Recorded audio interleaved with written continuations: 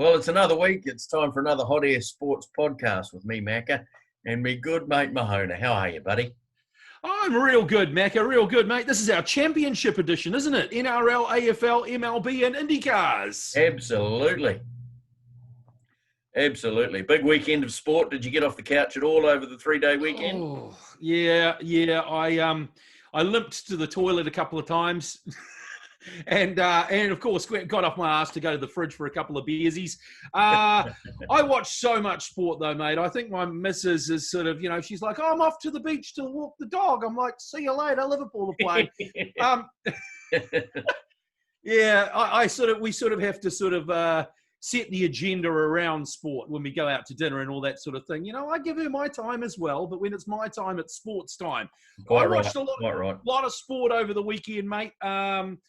Liverpool. Shall we start with Liverpool? I watched them beat Ajax last week, 1-0 in the Champions League, and then Sheffield United 2-1 in the Premier League. So two good results there. And we've just finished watching them play Midtjylland, who are a Danish side in the Champions League, and they've just won that 2-0 as well. So that's three good results over the week. They're a bit of a tough watch at the moment, though, aren't they, Macca? Yes, you're not wrong there. Missing a few key components, and I think that's showing in the rest of the team's play. So, we'll talk a bit more about a couple of issues surrounding the Merseyside Giants. But, tons of sport over the weekend. I had my eyes glued to the baseball, of course. Yep. And big game this afternoon, Game 6. And also the championship win for Scotty Dixon on the weekend. Of course. McLaughlin didn't fare quite as well. But he looked pretty good in the 60-odd laps that he was in the race for. But, Scotty Dixon, an absolute champion. And, again, we'll talk a bit more about him as the podcast progresses. Mate, so, that was amazing. That was amazing on Saturday, wasn't it? Watching him win that race. That was a crazy 2020 race, wasn't it? First sort of half of the race, no safety cars at all. Yeah, then about 10 in the last part of the race. The weather starts changing, the tyres start degrading, there's crashes, there's all sorts of stuff going on. And Scotty McLaughlin afterwards was like, "That was the best night of my life. That was the best day of my life." Other than the birth of my children, better get that in. But Scott Dixon, just the way he picked his way through that field and stayed out of trouble. He was so many times I thought, "Oh, he's going to go for the putt." No, he just was Mr. Sensible. And one of the great things about that race as well, to see Will Power right in the front and then crash out. Bad luck, mate. He could learn a little bit off Scott Dixon. The guy's a great race driver, but he's just not got the temperament, mate. He just tries to go too fast all the time. But Scotty McLaughlin, 6 times champion, mate. What an absolute legend. Yeah, it seems the most dangerous periods of the races are the restarts, isn't it? That's when all the action seems to happen. And if you can get past a lap or so after the safety car, it seems the race progresses quite nicely until somebody does something stupid, like the race leader, Alexander Rossi, at one stage. Just came around that corner, wiped it out. Mate, how good is it to watch, though? The IndyCars is a great watch, isn't it? It is. Yeah, it's really interesting. Never really been much of a motorsport fan. No, me neither. But my interest has grown over the last few years watching the supercars. And, of course, now with the two Scots going to be in the IndyCar series next year, I think I'll probably be watching a bit more of that. Yeah, absolutely, mate. And so you watched a bit of the baseball. Did you watch that? Did you catch any of the NRL Grand Final? Of course, the Storm beat the Panthers 26-20. You watching any of that? I only saw the news highlights, unfortunately, but seemed like Craig Bellamy was showing every single emotion that a human can possibly show in the coach's box. No, he was just showing one emotion, anger. That guy is an angry man. He is so angry. Smashed the chair. But fair enough too, mate. They were 26-0 up. And at the end there, it looked like the Panthers might nick it. So he had every right to kick a few cheers. So the Storm beat the Panthers. Richmond beat Geelong 81-50 in the AFL Grand Final. That was quite a good match as well. Half-time, very evenly matched. Second half, the Tigers ran away with it. Yes, the Tigers, too strong for the Cats. I guess you could say it was a bit of a mauling in the end. But the Richmond Tigers certainly showing their pedigree. And the good Kiwi boy, Dusty Martin, picking up the Norm Smith medal for best on ground. So a good string to his bow. He's won a couple of championships now with the Tigers, so he's had a great career and still a young man. So hopefully he'll be picking up many championships in the future. And you'd have to start mentioning that word dynasty, wouldn't you, with the Tigers? I mean, what's that, 3 in the last 5 years? Yeah, they certainly would. Yeah. It's an interesting sport, the AFL, because they have the salary cap like the other Australian sports to try and even it out. But the Tigers have just seemed to be able to work themselves around the salary cap and continue producing the goods. So I think they're going to be a hard team to beat, in the years to come. And of course, I watched a little bit of NPC as well, mate. The mighty North Harbour getting up over the nasty Big Brother. We're sick of those hidings. We gave them one in the ribs and took it away 23-22 at North Harbour Stadium on Saturday night. That was a good win for Harbour. Yeah, it was a pretty tight finish after Akira Ioane bundled over next to the posts to bring it back to within 1 point. So, a real battle of the bridge. We don't sort of see too many of those. It usually is one side or the other winning it fairly easily, but that was a real good battle and enjoyed watching that game. And what about the NFL, mate? Did you catch any NFL? Bits and pieces of the NFL. The mighty San Francisco 49ers had a great win over the Patriots. They're not doing so well, are they, without a couple of key players? So I'm sorry, mate. I have to laugh about the Patriots struggling. 33-6. Cam Newton gets benched. Just so sad for Bill Belichick. I think that was the worst loss he's ever suffered. Just so sad to see the Patriots struggling. It'll be a little bit like the Storm struggling in the NRL, wouldn't it? I mean, you're just not used to it. They've had 2 decades of dominance. And then Tom Brady, of course, initially from the Patriots, who's moved to the Buccaneers. He's doing it all there, lining up Antonio Brown as well. They're doing very, very well. And he needs another wide receiver, so he's getting Antonio Brown there on a good deal. And Pittsburgh remain unbeaten in the NFL as well, regardless of Ben Roethlisberger trying to throw it away there at the end. So, it's such a massive week in sport, mate. So much. It was, and the upset result probably of the weekend was the Cardinals upsetting the Seahawks 37-34 in a big game on Sunday Night Football, or as it is in New Zealand, Monday afternoon football. So, that's the NFL covered off and what we watched over the weekend. Time for a few of our hot hits. Go on. We've got a few of them this week, so we do. Buckle in, get ready for the ride. So, as we said, Liverpool have had 3 wins since losing Virgil van Dijk for the season to a serious knee injury. Do prospects look a little better a week on? And how have you rated Fabinho? And will he now be on the sidelines for a extended period? Well, I rated Fabinho very, very highly for 3 matches, and now he's injured. After this morning, it looks like he'll be out for maybe 3 or 4 weeks. It looked like a calf or maybe a hamstring, not really sure. The young boy came in, Reece Williams. He's done a great job covering there at the back. He's so young, though. He just looks so young, but he's doing a good job. Fabinho, absolutely fantastic there at the back. He did give away that penalty against Sheffield United, reaching for the ball that was right on the edge of the area. I thought that was a little bit iffy. But we haven't been doing too bad, have we, without Virgil? I thought we might change the style of play that we were playing, but it seems like we're still adopting that high line. And so far, 3 wins out of 3, 2 clean sheets. You can't really complain. I think Alisson Becker has obviously made a massive difference to the back line. No? Yes, I was going to say that just having that steady rock between the sticks behind you, and from what I understand, he, even as a Brazilian, he has a very good command of the English language, so can talk to his defenders and the holding midfielders around him. So the communication is still there, despite Van Dijk not being there, and now obviously the more settled head of Fabinho. But Joe Gomez has really stepped up since that game against Aston Villa, where he had a real horror show. Well, the whole team had a horror show that day. But he's really stood up and had another great game this morning against Michelin. So hopefully he can, touch wood, stay injury-free, and hopefully we can get it back fairly quickly. It's hard to believe the guy's only 22, isn't it, mate? That Joe Gomez. I mean, he's been at Liverpool since he was 16. He was signed from Charlton, and he was a bit of a man-child initially. But it's just so, thinking defenders don't usually mature until their late 20s. He just seems to have been there for so long.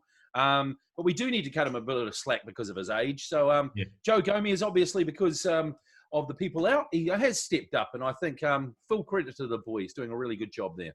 Yes, I'm just a bit worried now if he goes down or Reece Williams goes down now. Who's next cab off the rank? Does Jordan Henderson move back or emergency signings? Or do we put Divock Origi back at centre back? No, James Milner, mate. James Milner, he can cover anywhere.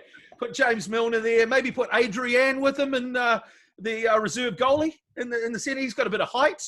I don't know, mate. What I am thinking though is because of the transfer window not being strange because of the COVID thing, it's only just ended. It will start again shortly. What are we looking at? We're looking at about 8 weeks until the 1st of January. Yeah.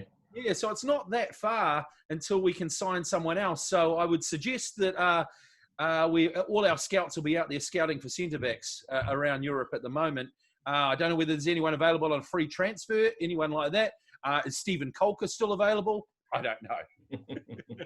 There was a rumour last week about a 34-year-old Argentinian who's without a club, played 32 times for Argentina, Ezekiel Garay, but hasn't played for about a year or so. So I don't think they'd be overly keen on getting somebody at that age and that stage of their career, maybe for a short term, especially now Fabinho's gone down for 3 or 4 weeks. They may look a bit closer to that. But, interesting times ahead, and hopefully that defence can get back to its solid best over the coming weeks. Absolutely. At the other end of the field, mate, Roberto Firmino scored his first goal in ages over the weekend, and there's been a bit of pressure on Klopp lately to drop him after some poor performances. Is Firmino's time nearly up at Anfield? Absolutely not. Definitely not. We saw it in this morning's game. Without Firmino on the park, there was just no cohesion between the midfield and the strikers. Firmino played a little deeper on the weekend against Sheffield United behind Mohamed Salah, which is more familiar role for him. I think Firmino's area on the field that he really can conduct the attack is between the centre circle and the penalty area. That's his domain. Yeah, he doesn't score many goals, but you don't really need to when you've got Salah and Mane putting 20 to 25 goals away each. Firmino can chime in with 10 to 15 goals. I think he got 10 last year or 8 or 9 last year. He's just doing the job. He creates so much space for everybody around him. He is a real key. And as I said, this morning's game against Midtjylland, there was just no cohesion with either Minamino or Jota or even Origi playing in that hole behind the front striker. So no, definitely not. Roberto Firmino, key player for Liverpool. And even in the 10 minutes he was on the park today, he created a couple of chances. So, yes, he missed one too. Goals. He did miss one, yeah. He chances created. He doesn't get a hell of a lot of assists, but boy, he starts a lot of those attacks that end up as goals. Absolutely. I think defence starts from the front, doesn't it? That's what Kenny Dalglish and Bill Paisley, and going back to even Bill Shankly, used to always say, you start from the front. Look at Ian Rush. He used to do it so well, pressuring, and I don't think anyone does that better up front than Bobby Firmino. I thought it was quite nice to see him dropping a little bit further back into the midfield when they played Jota further forward during the game against Sheffield United. And in the second half, when they made a couple of substitutions, he went up front again and scored that goal. It was great to see him score a goal. I was made up for him. I can't believe the amount of grief he gets from other Liverpool fans. They say, he does give away the ball a bit. He does have flicks and tricks, but it's the other stuff he does. I think if you just look at the game as a stats-driven game, Firmino probably wouldn't show out so well, but it's the stuff he does that you can't register on stats that he is so good at. People that know football love Roberto Firmino. Absolutely. Yeah, absolutely. So, good old Bobby. He's a class player in my eyes. Yeah. For years to come. Sorry, mate. I did hear a little rumour yesterday, though, that Real Madrid maybe sniffing around for Roberto Firmino in the summer. I think their current form, they're sniffing around everybody at the moment. So, there'll be plenty of rumours around there. Yep. Anyway, the latest VAR incidents over the weekend saw Harry Snathead Maguire muscle Chelsea's Cesar Azpilicueta to the ground without penalty, while Liverpool's Fabinho gave away a penalty for a seemingly innocuous tackle. Is it right for fans to be angry, given all they want is consistency? Of course it's right for them to be angry. There were some shocking decisions. I mean, the Fabinho one, I mean, it was right on the edge of the box. He probably shouldn't have made the tackle, but it looked to me like he got the ball, then he slightly touched the player, and the player's foot was on the line. It wasn't inside the box, it was on the line. And by the definition of the law, if it's on the line, I suppose it is a penalty. So maybe you could say, okay, that's a good use of VAR. But then when you look at, all we want is consistency. When you look at what Harry Maguire did, and I've seen some photos where it just looks like, honestly, UFC headlock, the guy's taking him down.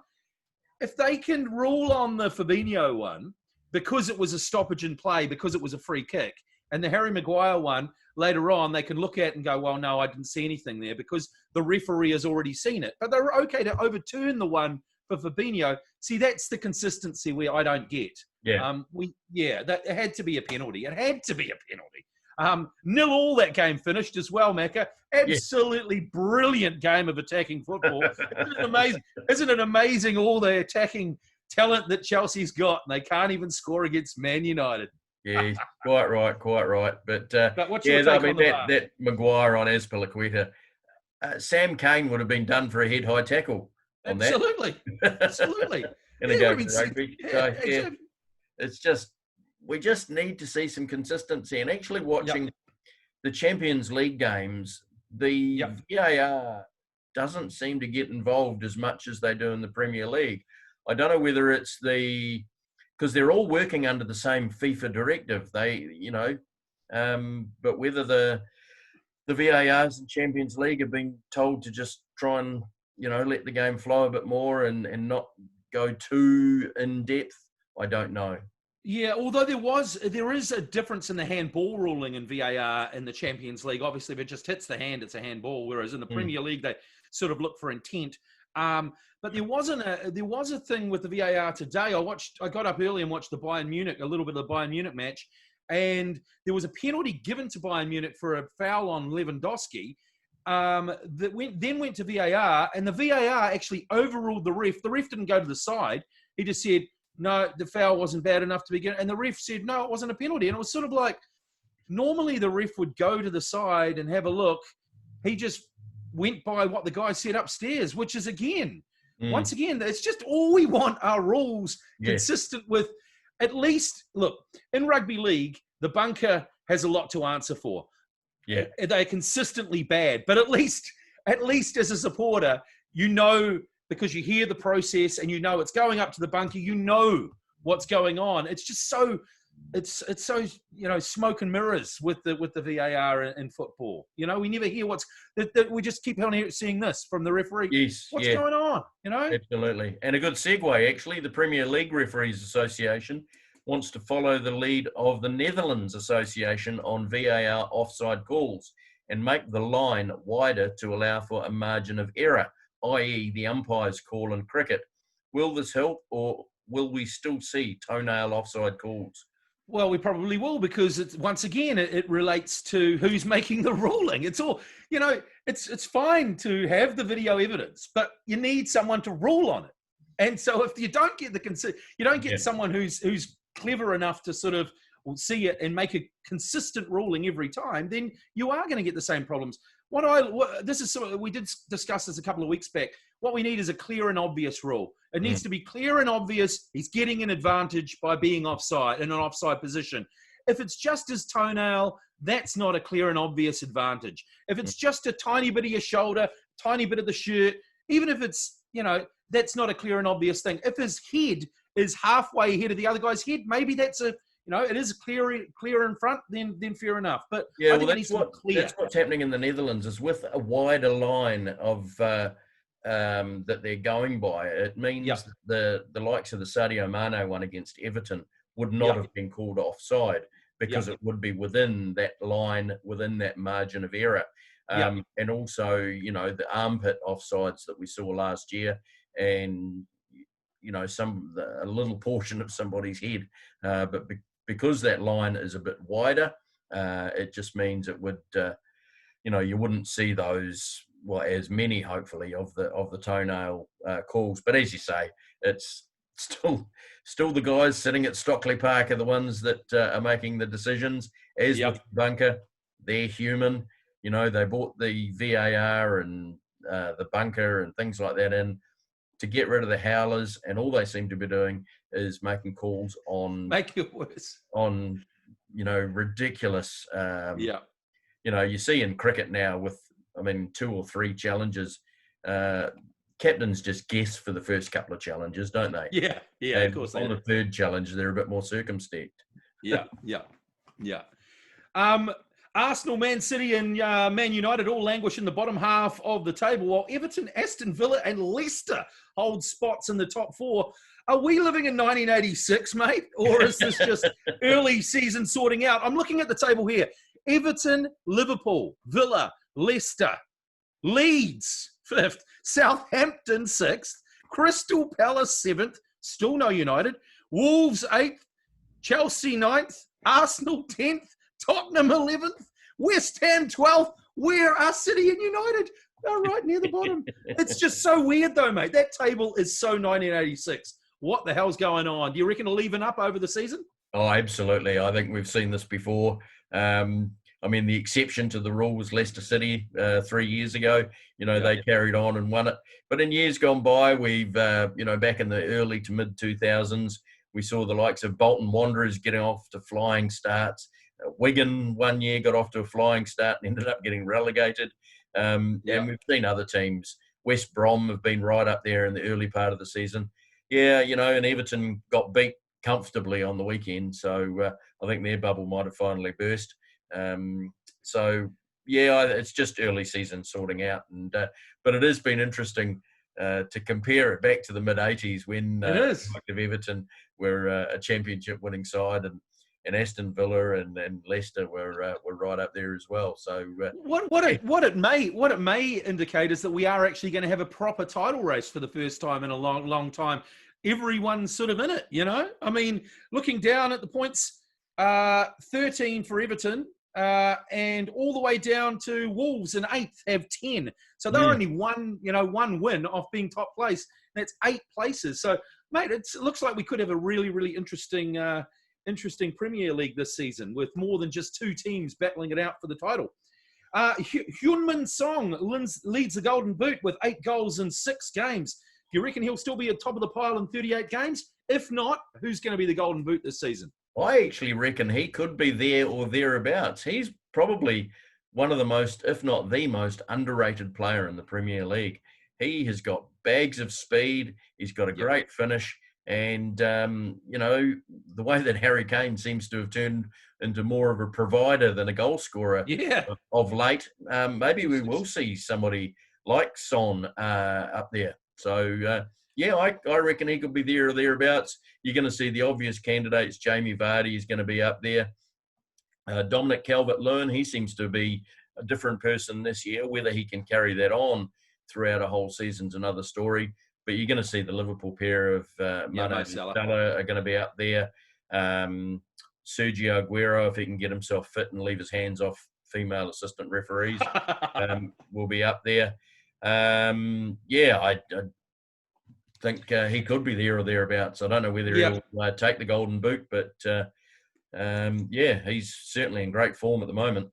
I'll tell you what, mate, if I could pick one player to put into the Liverpool side from any other player in the Premier League, it'd be him.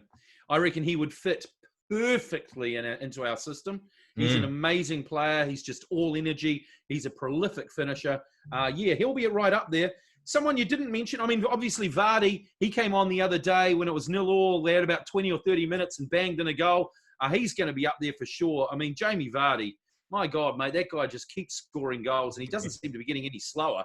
But someone that did score a hat-trick over the weekend that you didn't mention was Patrick Bamford for Leeds. Yes. My God. And I've never rated this guy, but that hat-trick was all class. My gosh, what a performance. Patrick Bamford could be up there as well, mate, if he continues the form that he's on. Yeah, well, he's been around a long time and still only 27 years old. Came through the championship Chelsea. when he was only about 18 or 19 and just started scoring goals for fun up at Middlesbrough, I think it was. Yep. He first made a name for himself and has scored regularly in the championship. And a lot of pundits said, we'll see the real Patrick Bamford in the Premier League this year. I can't see him scoring many goals. Well, I think he's proved a few people wrong, and already, and I think he's going to carry on scoring goals now that he's got a liking for finding the back of the net. Yeah, Bielsa knows what he wants up front, eh? Yeah, knows absolutely. What he wants. Well, the Hyundai A-League, mate. It's confirmed to start on the 27th of December with the Phoenix to be based possibly in Wollongong and a new Sydney-based team as well as part of the mix. The Phoenix are actually announcing a couple of signings I've noticed in the last couple of days as well, re-signing a couple of players, which may mean maybe we will get some football. Without a travel bubble between Australia and New Zealand, though, it means a whole season on the road. Looks like tough times ahead for the Phoenix, mate. Yes, well, we've seen it with the Warriors, didn't we? Those players not really happy staying over there for those long periods. It's a bit of a surprise to me. Football players seem to be a bit more amenable to travelling away from their home base. I mean, the thing is, if the Phoenix weren't in the A-League, all these players would be playing for another side in Australia anyway. So, and you can probably say the same for a lot of the Warriors players. I know they have committed to getting the players' families over there, but there's only really half a dozen of the guys in the Phoenix that have got families to take with them. A lot of them it's a very young squad that Ufuk Talai has got. And, of course, re-signing David Ball, that was a masterstroke, getting him for another 3 years. It's his family's has loved living in Wellington, I should say. So, I think it will be a tough season if they have to play the whole season over in Australia. He's hoping that we do get a travel bubble, if not around Christmas, just after, and the Phoenix can start playing a few more games back in Wellington. But we'll just have to wait and see on that front. Just stop press, mate, before we move on to the next topic. I've just found out the Barcelona president, Bartomeu, has resigned this morning. He's dropped a bombshell re the European Super League as well and says that Barcelona has signed with this European Super League. I don't know whether he's just saying that because he's on his way out the door. And all the board has gone as well. Got any comments on that? Pretty crazy. Yeah, Lionel Messi will be happy about that. He will be happy. He's been wanting to get rid of him for a long time. And I think it was probably one of the reasons that he decided to stay. If he'd heard any inkling that Bartomeu might be saying sayonara. See you later. Could be the end of Ronald Koeman too. Well, it could be. Could see Mauricio Pochettino back going to Barcelona. So, it's I guess hold the space. Yeah, watch the space for sure. Okay, let's move to a little bit of egg chasing, shall we, mate? A little bit of code, a little bit of rugby. The third Bledisloe Cup Test is this weekend. I'm looking forward to this game, mate. In Sydney, so it's a little bit later. I might have to have an afternoon snooze or something. I think kickoff's around 10 o'clock, isn't it, in Sydney? Something like that. Our win rate isn't as high as other venues in Sydney, only 57%, which is very low for the All Blacks. What's your call? Will the Wallabies be a different beast in Sydney? Yeah, I think they will be a different beast over in Sydney. I actually thought the last test in Auckland, while the All Blacks did play well in patches, the Wallabies had it over us for most of that game, despite the 20-point shellacking we gave them.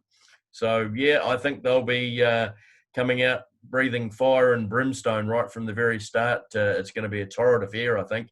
And if the All Blacks do manage to get up and win, I don't think we'll see that until probably the last 20 minutes of the game. It's going to be a cracker, I think.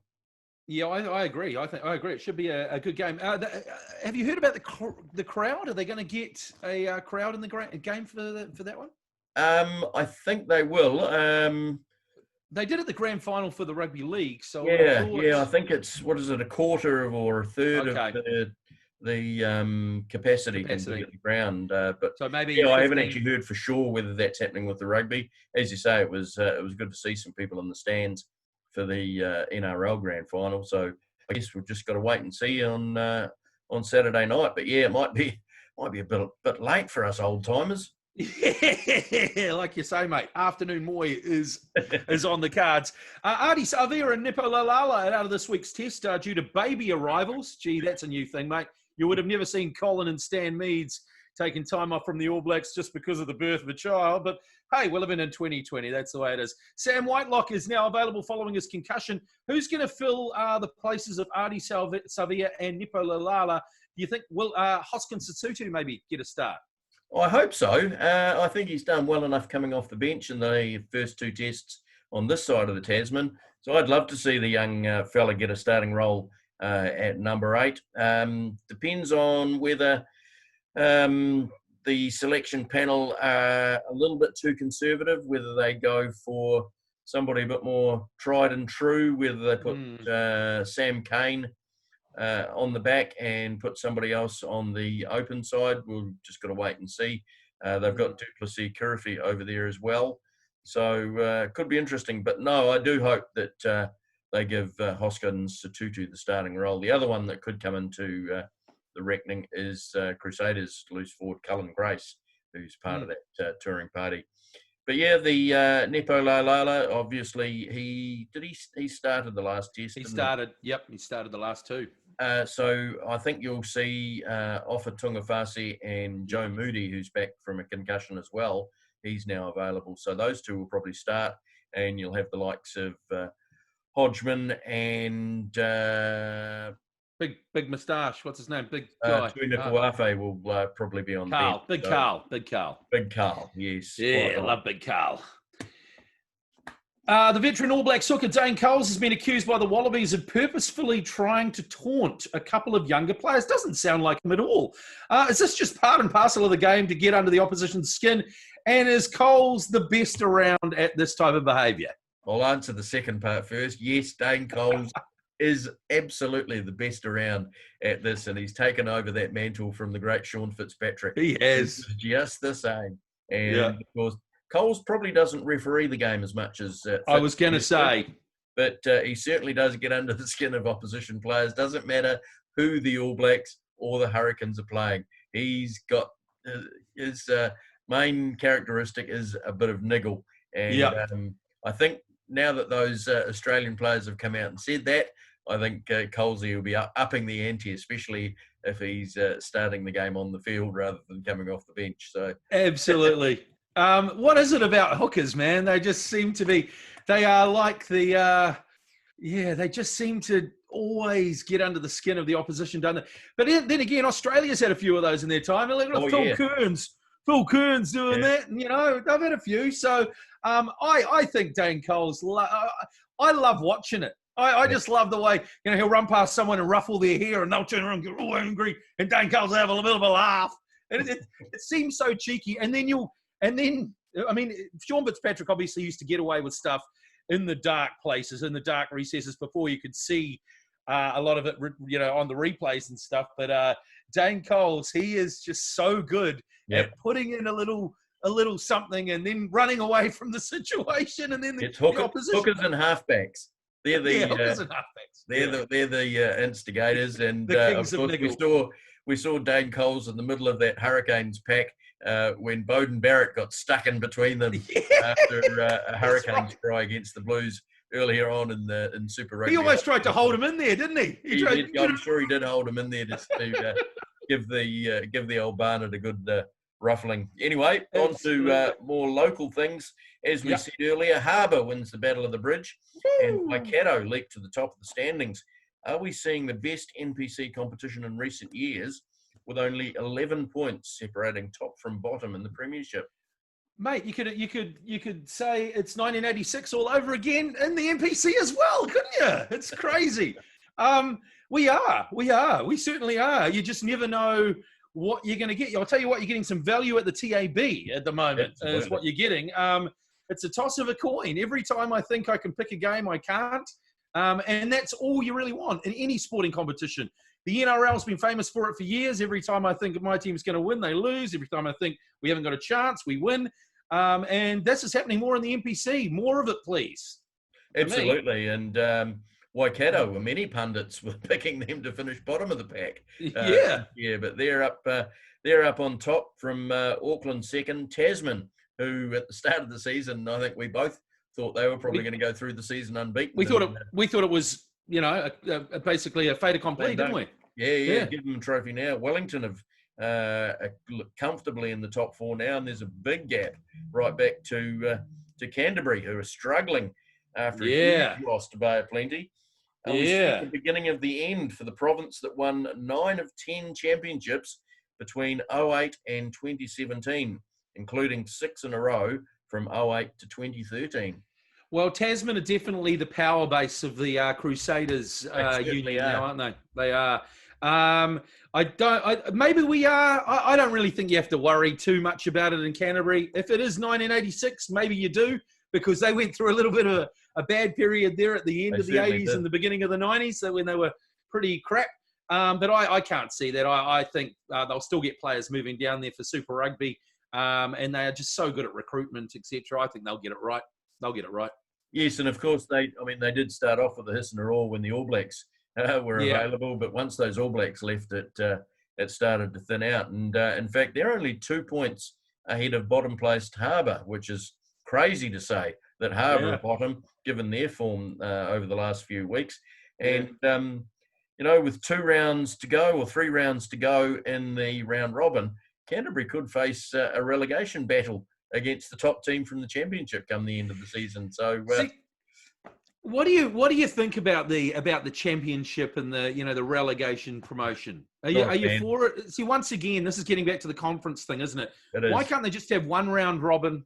Have all the teams play each other, have one table, and then it doesn't matter. I mean, once again, you've complicated it too much. Well, especially next year too, with the shortened Super Rugby, with only the 5 Kiwi franchises going to be playing. So that's only going to go for 10 or 12 weeks. Extend the NPC out, have a full round robin, play 13 games. And if you've got time for semi-finals and finals, all well and good. If not, just have a round robin. Whoever finishes top wins the competition. What's wrong with that? I'm sorry. Simple, eh? Anyway. Hey, former Hurricanes first 5'8", Jimmy Gopperth, has been named English Premiership's greatest ever import by rugby website Planet Rugby. Yet the 37-year-old Wasps player never even made the All Blacks. Why do our players excel in the UK when our test sides appear? Why do our players excel in the UK when our test sides appear to match up well?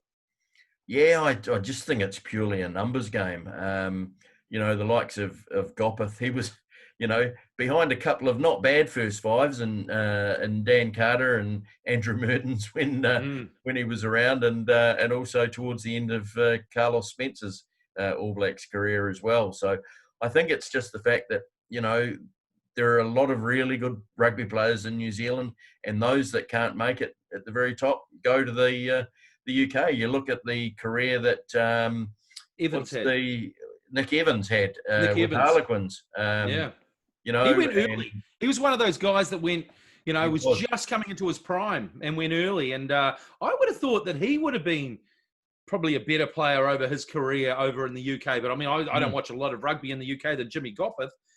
Someone like Luke McAllister went over there early and then came back. He did. I don't know Jimmy Gopperth, what did he do over there? I mean, yes, and he's not even playing first 5 now. He plays second 5 for Wasps. And he's played for 3 or 4 different clubs over there. He started out with Leinster, I think, in Ireland, and then moved to he started with Newcastle, sorry. He was a backup to Johnny Wilkinson when he first went over there, then moved to Leinster, and I think he played with one other club, I can't remember who it was, before moving to Wasps about 3 years ago. And as I said, he's been playing second 5, and one of 2 Kiwis named in the Premiership 15 for the season just finished.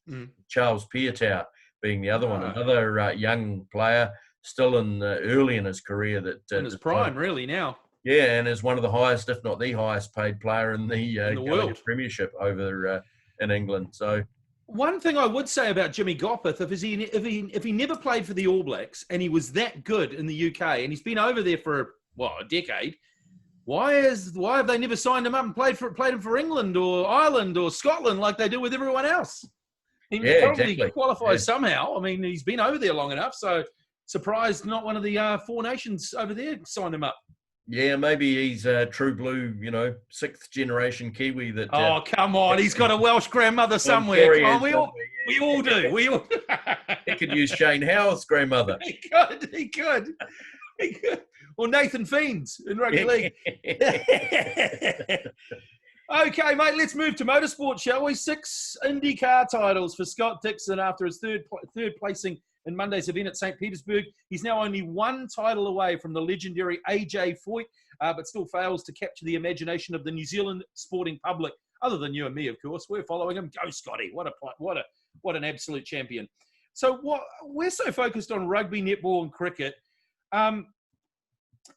Why can't we see people as like Scott Dixon as world beaters? Why are we kind of one-eyed about this? Why do we only look at the sports that we follow and say, that's it?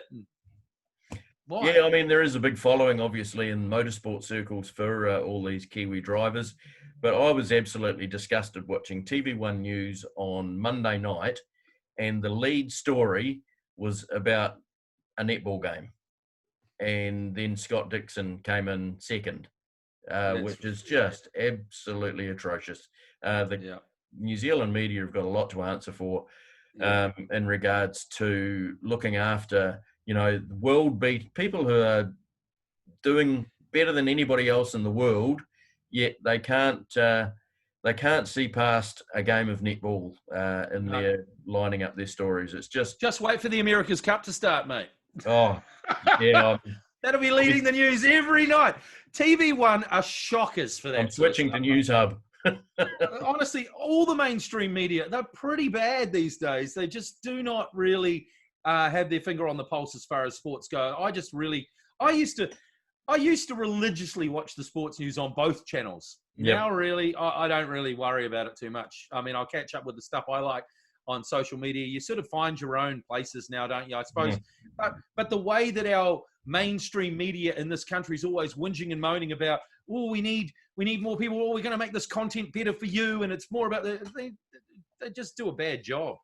Yeah, absolutely. So, yeah. Despite crashing out in St. Pete, Scott McLaughlin says it was the best day of his life after his wedding, of course. How did he go before the incident? I was watching his times. He was sort of at the back of the field. He was sort of all over the place. But what you got to realise, man, is this guy's moved from a saloon car driving around Bathurst, and a saloon car is a lot bigger than those things. And he's saying on the right-hand side of a saloon car, completely different thing to drive. He moves from that to a street circuit in Florida at about 100 degrees. And he's driving a single-seater, so he's in the middle of the thing, driving faster than he's ever driven. I thought he did bloody well. I just loved listening to the interview afterwards where he was just like, oh my God, that is amazing. He was just, you could see it just his excitement popping out of his face, couldn't you? He was just like, oh my God. It was just, he was ready to pop a new one, wasn't he, mate? And I think that's all you can ask. What I would ask you is, what would you say success for Scotty McLaughlin would be next year? What would you say? Yeah, I think if he can get a few podiums, it'll be a success for him. Surviving the full race is always a good start. But I thought he did really well as well. I think he was sitting in about 17th when he crashed. He was a lap behind the rest of the field. I think there was a couple of drivers ahead of him that were a lap down as well.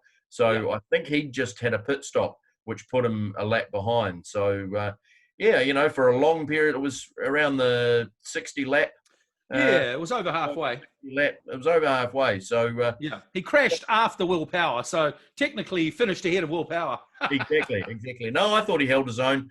And yeah, I think he'll be reasonably successful in his first year. He's certainly got no fear behind the behind the wheel of a car, so he certainly is going to be going at it full tilt. And talking of Scotty, after 3 drivers' titles and 2 teams' titles, McLaughlin and DGR Team Penske are leaving supercars for the bright lights of America's IndyCars.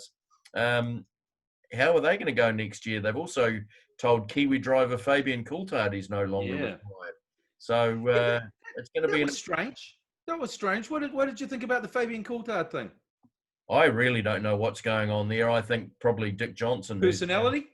Well, could be. Perhaps they didn't want a Kiwi. The rumours are they're going to be 2 Australian drivers driving for that team next year. Anton De Pasquale, who's been playing second fiddle to David Reynolds in the Penrite team. So they don't want a podium then? Well, it doesn't seem to. It's only Kiwis on the podium, mate. Yeah, but I mean, what I've heard and read that there's a lot of rumours saying that the team head Roger Penske was angry at Supercars bosses after his team's treatment following Scotty McLaughlin's Bathurst win last year with cheating claims aimed at the team, which has led to him withdrawing from Supercars. And just for those that don't know, the team, a safety car came out. McLaughlin had gone past the safety car before it came out, and Fabian Coulthard was leading the rest of the pack and did a bit of a go slow to. I saw that, yeah. To let Scotty get as far. That's right, catch up. Yeah, that's right, to get far ahead. Yeah, that was. I don't know. I watched that race in 2019. I would have thought that that's all's fun and love and war. I mean, if you absolutely, you see that all the time, mate. Team racing. No, don't let him pull over and let him pass because he's got a better chance of the championship. It happens all the time. So, yeah, fair enough. I mean, Roger Penske, good on him. Really. I mean, he's taken his ball and he's gone home. Yeah, and I guess, I mean, it is a bit sad because I mean he's pumped a lot of money into that sport in Australia. And raised the profile, I think, of the sport in Australia, he definitely has, and New Zealand. I mean, the number of Kiwis following the likes of McLaughlin and Coulthard, as well as Shane Van Gisbergen and Andre Heimgartner and all the other Kiwis involved over there.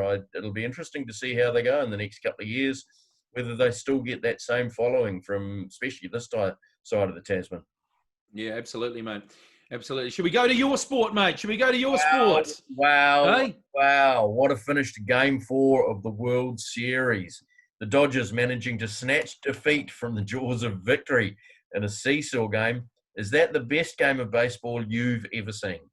Yeah, we were involved in a bit of a communication with a couple of other friends, weren't we? Texting backwards and forwards during this game, and then at the end of it, 8-7 was how it finished up. Game 4 of the World Series. An amazing game of baseball. Lead changes in nearly every innings.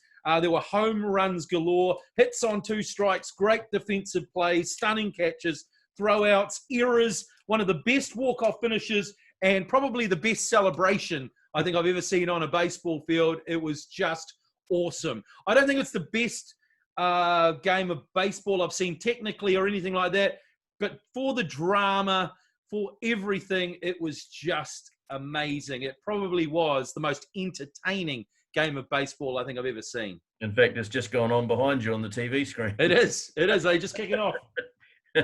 They're just about to. They're just about to kick off Game 6. Yeah, great finish. Unbelievable. It was amazing finish down to the final strike of a batter that hasn't even. It was his first at bat in a World Series game, and he comes up with the game-winning hit, which, as you say, ended up resulting in a couple of errors from Chris Taylor in centre field, and then the catcher lost the ball, didn't know where it was. I know. Arozarena could slide in and slam his hand down on the home plate for the. It was awesome, mate. And then they started the flying around the outfield. One thing I did text you about is, can there be 2 errors on one play? Because there was an error in the outfield, and then there was an error at home plate for them to score. Yes, there certainly can be 2 errors. There can be multiple errors. In fact, I've seen one play result in 3 errors in a game in the regular. Crazy. And I'm not quite sure how they judge who made the error, because if the third baseman throws it to first baseman and the first baseman gloves it but doesn't catch it, the error goes to the third baseman for the throw. So it's pretty tough on the I think it was tough making the errors. And you can see some players go through a whole season without making any errors, and that's downplayed a lot. The big hitters and the big pitchers, the power pitchers, get all the kudos, but those guys that have a 900 and 980 fielding percentage or higher, But of course, the Dodgers then took Game 5, didn't they? They lead 3-2, don't they?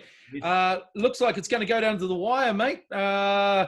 Game 7 maybe tomorrow would be Game 7 if Game 6 is won by the Rays today.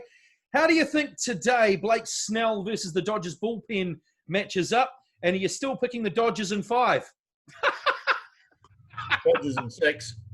Oh, well, you said 5 last week, mate. So I thought I said Dodgers in 6. Anyway. Oh, well. Anyway. Obviously not the Dodgers in 5. It's going to be a tight one today. The Dodgers have named Tony Gonsolin to start, so I'm picking he'll only pitch 1, maybe 2 innings, and then the bullpen will take over. So, which has happened before. Walker Buehler, I thought was going to pitch today. That's what they said. But it's only 3 days ago since he pitched. So with a young pitcher like that, they don't really want to pitch him on just 3 days rest. So even though it's been a short season, they're very careful. So will he be Game 7? You definitely pitch Game 7 if it goes to that. So I think it'll be the Rays today. I think they're going to take out Game 6. Awesome. Get up a Game 7, and we love Game 7. Absolutely, mate. Absolutely, the 2 best words in sports. Game 7, mate. Yeah. That's and I think the best amazing. Game 7 I've ever seen, certainly in baseball, was the Cubs defeating the Cleveland Indians. That was a seesaw game, which had a couple of rain interruptions, extra innings, and finally the Cubs sealed their first championship win in 108 years. Amazing, eh? It's amazing when Harry would have been turning over in his grave. When there's jeopardy involved, especially in a Game 7, that adds just another layer of tension and excitement, doesn't it? Absolutely. Yeah. Love Game 7. Absolutely. Looking forward to it, mate. Looking forward to it. Right. We better crack on so we can watch the game. Let's move into rugby league, mate. The Storm held off the Panthers. Second half onslaught. How did I think the final played out in my eyes? Is it good for rugby league? It's terrible for rugby league. The Storm are awful. Oh, mate, the Storm. Mate, they are just the most robotic rugby league team out there. They do everything they can to cheat. They hold down in the tackle. Bunch of niggly stuff. Like we said, we like the niggly stuff. Maybe if it's from 1 or 2 players, but it's from every player in the Storm. I just don't like them. If I'm looking at the stats of the grand final, 4 tries each. Now, of course, the Storm went out to 26-0. So 4 tries each, though, at the end of the game. So it was only the kicking of Cameron Smith, really, that got them across the line. When you look at the top performers, Ryan Pappenhausen, though, he is one guy that I would pay the price of admission just to watch him. That guy has gas. He is just so quick. Great player. He made 210 metres, scored a try. Possession was 50-50. Completion rates 33 of 48, so 69% for the Panthers, 79% for the Storm. So the run meters were fairly equal. The tackles were exactly equal, 331 to 331. It really wasn't a great game of league, to be fair. It was quite exciting near the end because it was close. But really, the Panthers should have won because they were, if consistency throughout the season had anything to do with it. But the Storm did what they thought, what we thought they would do last week, and they just strangled the life out of them. You got to admire the Storm for the winning beast they are, but I'm not going to admire them for the way they win. Was Cameron Smith right in accusing referee Jared Sutton of trying to create a tight finish with his officiating? Was it that obvious? I think that's just Cameron Smith doing the Sean Fitzpatrick thing. He's just he's just trying to place doubt in the referees' minds, and there's nothing wrong with that as far as I'm concerned. He's just bloody good at it. Smith is the best talker out there. He's so good at putting I did see earlier in the season when Smith was blabbing on to a ref about something, and the ref just turned around and said, well, do you want to challenge it? It was when they had a challenge, and Cameron Smith went, oh, no. So that sort of shut them up. If they've got a challenge, you can say, well, challenge it then, mate, or shut up. It's sort of, that adds a jeopardy. But I just think Cameron Smith, like we said last week, he's just a champion, mate. He's just so durable, so good, and he's probably the smartest guy out there as well. He is probably smarter than the ref. Yeah. The referees, the referees. Oh yeah, oh God, it's one. Look, I love my rugby league, but it's just the bane of my life. It's not just for the Warriors. It's a lot for the Warriors, but it's for all teams. They're just terrible. The Panthers' first try, I don't know how that was given. I mean, it wouldn't have been given if it was the Warriors. I'd tell you that. They would have analysed it to the nth degree and put little lines across the screen like they do with VAR to make sure. Honestly, he ran obstruction. It was just crazy. But they gave them the try. I was happy they gave them the try. It did make it a little bit closer. But no. The officiating needs to be sorted out, mate. The officiating needs to be sorted. It's the bane of the rugby league at the moment for me. But one thing that we haven't heard from Cameron Smith was whether that was his final game of rugby league or not. No, we didn't hear anything from him. I don't think we will. Maybe in a month or two. I think he just wants it on his terms. He just wants it on his terms. He doesn't want to be forced into doing it. He'll go home. He'll have a holiday. He'll talk to the missus, and he'll decide whether he wants to go to preseason training next year. And after the career he's had, he's played about 10,000 games of rugby league. I think, he's entitled to end his career that way. I think, I'm not. I'm not his biggest fan, but you got to pay respect to the man. You got to let him retire on his own terms. Takes me back to 5 years ago when. After the Rugby World Cup final that the All Blacks won at Twickenham, and everybody was asking Richie McCaw if he was going to. That's right. He waited a couple of months, didn't he? And left everybody hanging. Yeah, turned down a knighthood. And said, maybe I'll just cruise in my glider for a couple of months and make my decision on my terms. So I think that's fair enough as well. I've got one more question for you from the grand final. Waiheke Island's favourite, Brandon.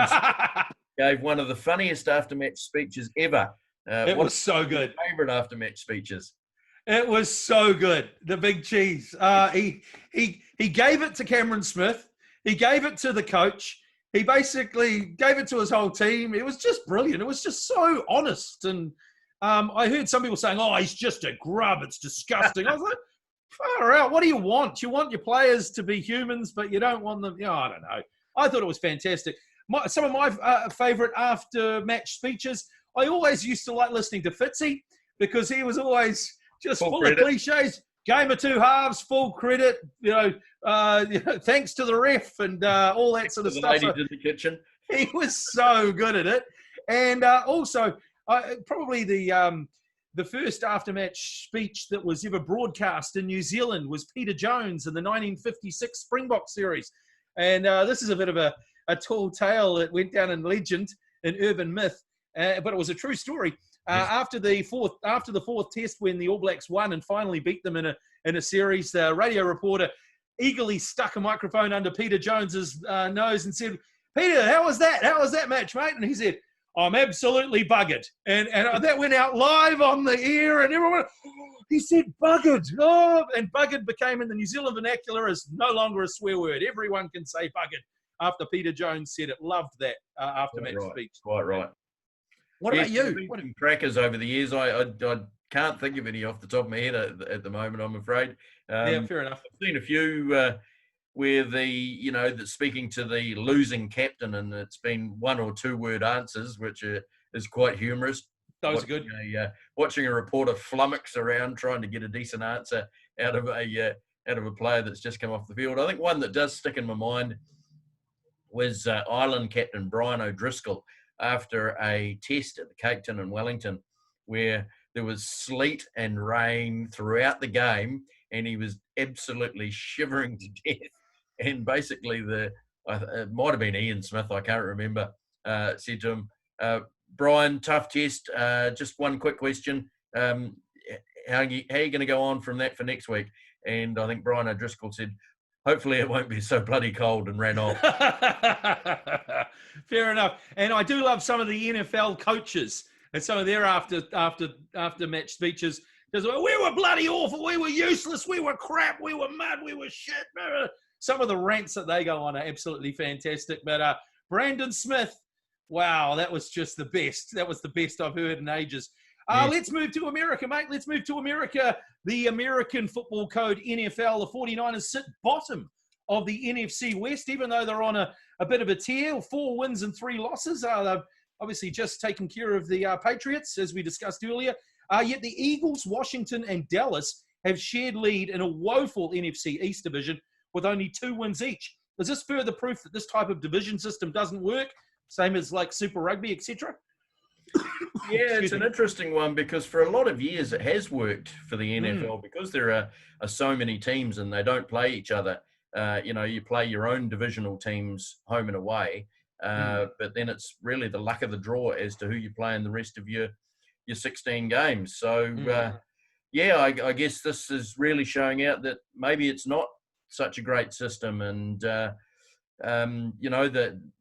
one of those 3, the Eagles, Washington, or Dallas, could make the playoffs with a losing record. And we've seen that before in other sports, especially baseball. Yeah. But the 49ers, who have got a better record at this stage, are not in the playoff picture. So, there's not really a lot of fairness in that system. Never liked it, mate. I've never liked the conference system. I understand the reasons for it. If you've got a country as massive as America, obviously, if you don't have a conference system, there's just way too much travel, way too many games. I completely understand why they've got it in America. Why we ever bought it here for any of our I can understand sort of the reasons why they did it in Super Rugby because we're 3 countries, etc. And once again, too many games. But it should just be, we just keep it, unless you're running a competition where everyone is massively spread out and there aren't enough games, then just stay away from it. Table is the way to go. We know where people stand, Yeah, well, the NBA's got it right. They have the Eastern Conference and the Western Conference, and you play largely within your own conference. Yep. And it's all 16 teams in each conference. The top 8 qualify for the playoffs. The bottom 8, time to go home. So, you do get the odd team in with a losing record, but it doesn't happen very often in that system that they've got. So maybe it's time for the NFL and even MLB to maybe follow the lead of their basketball cousin. Yeah, well, hopefully they're watching. So Tampa Bay Buccaneers with Tom Brady and Rob Gronkowski lead the NFC South, while their former team, the Patriots, are sadly struggling. Can the Bucs go all the way? Well, mate, if they pick up Antonio Brown, they're just going to get him for $1 million, which is nothing. A drop in the bucket. You're going to pick him up if he can stay on the straight and narrow, because that guy is a walking headline. All sorts of things. I don't know whether you ever saw the lead up to the previous NFL season when they had the Raiders and Antonio Brown was part of that. Just the drama. Oh, I don't want to wear this helmet. I've got problem wrong with my feet. Every day there just seemed to be another drama with the guy.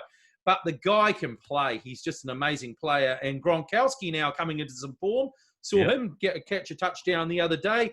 And he's got some amazing other receivers. And also his offensive line, he's not really getting touched a hell of a lot either now.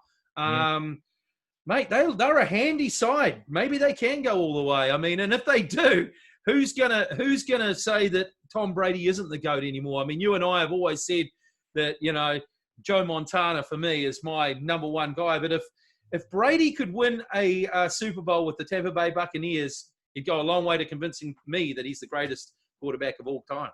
Yeah, absolutely. They've got in the NFC at the moment, there's only the Seahawks and the Packers have got a better record than them. So interesting times ahead. And the peculiarity, I guess you could say, if Tampa Bay do get up and for some reason win the Super Bowl, then all 4, irregardless of how the MLB finishes, because it's Tampa versus Los Angeles. Yeah. With the Lakers winning the NBA, all 4 of the top professional sports in the US will be won by a team from either Tampa or Los Angeles. Crazy. I'm always anyone but LA. It's for me. anyone but LA or New York. Yeah. Just stay away from those big teams. Yeah, that would be crazy, wouldn't it, mate? They've obviously got something's going right. I mean, whether that's got anything to do with the COVID, whether the bubbles have something to do with, because everyone is sort of in Florida, who knows? But well, Tampa Bay Lightning won the NHL away. They did. From Tampa, so they did. So there you go. And obviously either LA or Tampa are going to win Major League Baseball outside of their bubbles. So it's an interesting thing to call discussion in the United States. Absolutely. But as I mentioned before, there's a netball series about to start against England. Are we interested? Netball? Oh, not really. I mean, look, mate, if you asked me, I couldn't name anyone in the I know there's a couple of girls have retired. I couldn't even name anyone in the netball team anymore. Is Irene Van Dyke still playing? Tim Apara still floating around? Oh, mate, sorry. Mark Forsyth's still playing, I think. No, mate, I've just got no interest in netball. I mean, people can say that makes me a sexist pig. You can say it won't hurt me. I mean, if men played netball, I wouldn't be interested either. It's just not a game that interests me. They've just played a series against the Silver. I could be controversial here and say, are they really men? But I won't do that. No. Let's not go there. Contact penalty parcel shot. Keep up, please stop. Settle. But no. Look, mate. Let's be honest. I get behind any national side of ours that's playing. But the thing is with netball, for me, I turn it on. Our team will be winning by 10 or 15 goals, and I'll go, well, what's the point? Well, there's no way of the other team coming back. That's half the thing for me, is the fact that once a team gets ahead by 10 or so goals, there's no way for the other opposition to come back. There's no 3-point line, not even a 2-point line. So that's one of the things. The other thing is the way it's officiated. I just think it's ridiculous. There should be more allowance for people to bang into each other, make it a bit more interesting. And there's probably a couple of other things that I could mention that I won't to make it a bit more interesting for me. So basically, between the two of us on the Hot Air Sports podcast, we're not really interested in netball. Sorry. Sorry, not sorry, eh? Oh, well, on that bombshell, let's sign off for another week, and we look forward to seeing you next week with another. Go the Rays! Go the Rays! Yeah, go the baseball team from totally neutral on this one. So, although, probably would prefer to see Tampa win it than a team from Los Angeles. So, good man. Oh, well, I'll catch up with you next week, mate. It's fantastic talking to you. It's good night from me. And it's good afternoon from him.